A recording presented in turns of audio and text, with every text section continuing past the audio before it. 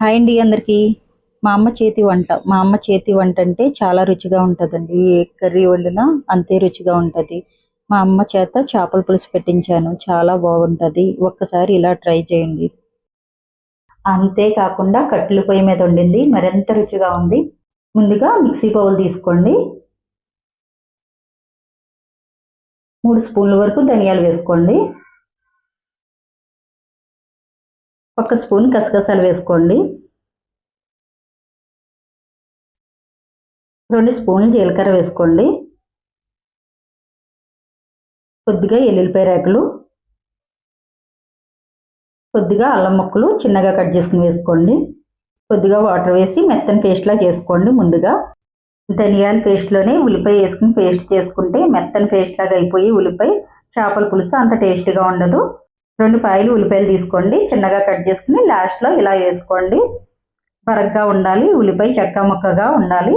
అప్పుడే చేపల పులుసు చాలా టేస్టీగా ఉంటుంది. చింతపండు ఆ చేప ముక్కలకి ఇంత చింతపండు తీసుకోండి.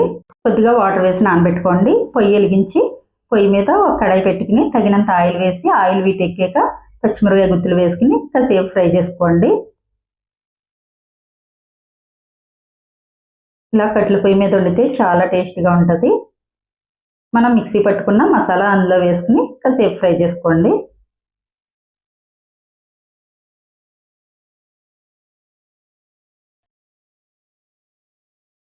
మసాలా ఫ్రై అయిపోయింది కదా, కొద్దిగా పసుపు, తగినంత ఉప్పు వేసుకోండి. తగినంత కారం వేసుకోండి.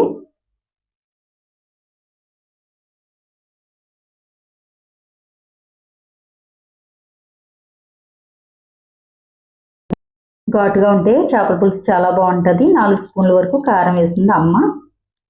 పచ్చిమిరపకాయ గుత్తులు కూడా ఎక్కువగానే వేస్తారు. ఫ్రై చేసేసుకున్నాం కదా, చేప ముక్కలు అందులో వేసేసుకోండి. చేప ముక్కలన్నీ వేసేసుకున్నాం కదా, చింతపండు నానబెట్టుకుని ఉంచుకున్నాం కదా, తుక్కు రానివ్వకుండా ఆ రసం అందులో వేసుకోండి. చింతపండు గుజ్జు మళ్ళీ వాటర్ వేసుకుని మళ్ళీ తీసుకుని వేసుకోండి. ఈ విధంగాను మళ్ళీ ఎక్కువగా కూడా వేసేయకూడదు, పలసగా ఉండి బాగోదు పులుసు. చిక్కగానే వేసుకోవాలి. చిక్కగా వేసుకుంటే తొందరగా కూడా చేప ముక్క ఉడుకుతుంది కాబట్టి మనం చిక్కగా వేసుకుంటే సరిపోతుంది. వేసేసుకున్నాక ఒకసారి గట్టితోటి కలిపి బెండకాయ ముక్కలు ఉన్నాయి కదా నాట్లు పెట్టుకున్నాయి, ఆ నాట్లు పెట్టుకున్న బెండకాయ ముక్కలు పైన వేసుకోండి. ఆ విధంగాను బెండకాయలు వేసేసుకున్నాం కదా, మూత పెట్టి కాసేపు అలా ఉడుకుతుండగా మనం శన ఉడకపెట్టి ముందే ఉంచుకున్నాం కాబట్టి ఆ శన కట్ చేసుకుని ముక్కలుగాను ఆ శన ముక్కలు అందులో వేసుకోవాలి. ఈ విధంగా కట్ చేసుకోవాలి. చేపల పులుసు ఉడకటం స్టార్ట్ అయినప్పుడు ఈ శన ముక్కలు పులుసులో ఈ విధంగా వదలండి. అన్ని ముక్కలు ఆ విధంగా వేసేసుకోండి. వేసేసుకుని ఒక్కసారి అలా గట్టితోటి మధ్య మధ్యలో అలా కలిపి మూత పెట్టి ఉడకనివ్వండి.